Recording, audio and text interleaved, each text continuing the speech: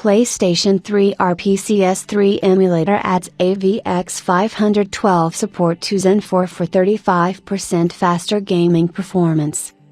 The cell broadband engine in the PlayStation 3 was completely unlike any other processor. It had features that make emulating the system surprisingly demanding, even for modern hardware. AVX 512 SIMD extensions help with this, but Intel has disabled instruction support in its 12th and 13th generation desktop processors.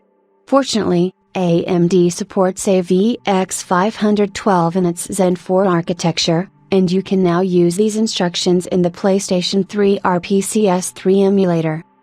Technically, you could have used them from day one, but that required manually enabling the use of instructions in the emulator's complex settings dialog.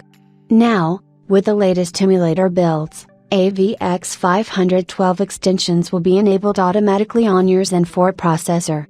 Using the new SIMD instructions accelerates the emulator, improving performance by about 35% on Zen 4 processors.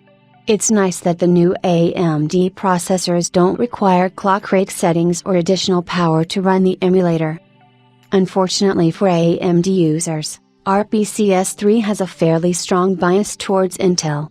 During unofficial testing in the RPCS3 subreddit and on its Discord server, users found that the Ryzen 9 7950X with AVX 512 barely outperforms the Core i9 12900K, scoring about 56 frames per second in a typical Red Dead Redemption test, where the Intel chip shows about 53 frames per second.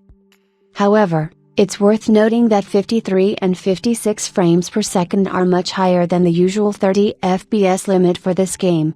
In other words, any of these processors should support almost any game supported on RPCS3.